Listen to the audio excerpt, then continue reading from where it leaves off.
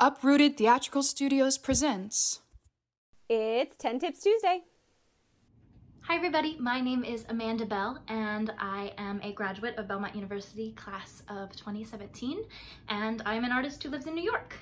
Madison and the Uprooted team asked if I'd come here to give you some real tips on living and being an artist in New York, and I'm gonna do my best to give you a little bit of insight from my perspective. Thanks for tuning in. So my first tip for you is that I do not have all the answers and that nobody you come into contact with is going to have all the answers ever. I think that that is really important information that all of us artists can take into whatever city we land in for whatever period of time.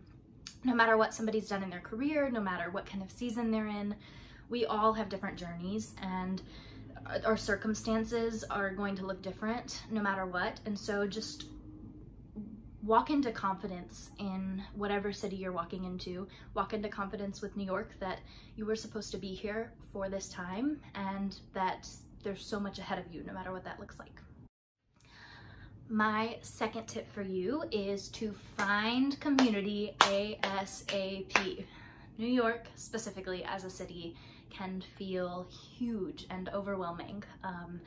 And whether you know 100 people coming into the city or whether you know nobody coming into the city, establishing a community is absolutely the #1 thing you need to do when you get here.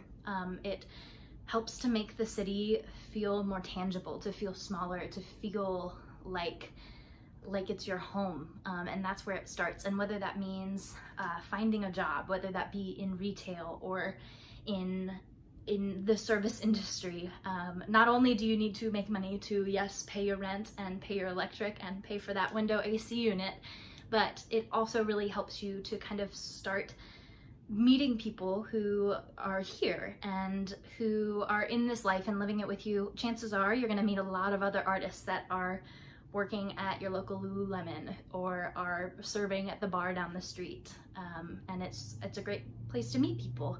Another opportunity would be to intern. I know that Astrid has talked a lot about her experience in New York interning. That's how I met a lot of my community, my current roommates who are like my family now. I met out of that, and that really helped kickstart me into feeling like New York was my home, and now I can't imagine being anywhere else. Also, quick add-on, in the spirit of community, thank goodness for people like Astrid and Joe and Emelise and Callan and Mikey and all the beautiful, wonderful Belmont people that have made this place home as well. They are my family. When you move here, you need to buy a window AC unit because it's summer and it's very hot, and you likely won't be able to afford to live in a place that has central AC. But as you can see, my AC also is not currently running because you also likely cannot afford to pay all the electric that comes with running your AC all day. But it is necessary, so get one. Okay, so my hair's going up for the rest of the video because it is too hot in New York for anything else. Which leads me to tip #3, where to live.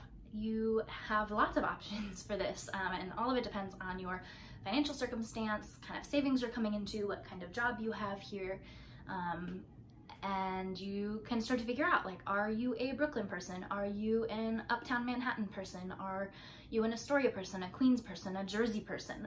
All of these places have their benefits, they have their downfalls, they have great places to eat, terrible places to eat, but pretty much everywhere you go in those major areas of town, you're going to be able to find affordable housing. You're going to be able to find other artists who are looking for affordable housing, any kind of career that's just starting out looking for affordable housing. I live up in Central Harlem right now. I have lived in Washington Heights and Hamilton Heights. Really, for me, none of it has mattered because I've found roommates who make wherever I live feel like my home, and I'm very, very thankful for that. And to tie into the community tip, so important. No matter where you're going to find housing, it is going to be a process. And so the biggest tip I can offer in regards to housing is to be prepared with paperwork. That is going to be IDs, that is going to be bank statements, that's going to be checks, that's going to be proof of income, it's going to be more often than not having a guarantor that signs on to it with you, that makes somebody that makes a lot more money than you, that can basically guarantee that you will be paying your rent. And it's a lot of systems that are really unfair for a lot of reasons that we won't get into today. But if you have any more specific questions about what to prepare in terms of looking for an apartment here in New York, please reach out. I have tons of lists everywhere because I go crazy and always freak out that I'm gonna miss a mark, and I haven't yet, so let me know. Tip number 4 is to find artistic community, and wrapped into that are a couple of things. Number 1, I suggest trying a lot of different places. You're gonna hear suggestions from multiple people about where they feel at home, where they feel challenged, where they feel moved. What matters is that you are feeling those things and that you are feeling pushed and that you are constantly working on your art and working on your craft while you're here, because a lot of times we can go weeks and months and years without working on anything, and so we have to find ways to keep ourselves fulfilled and to push ourselves.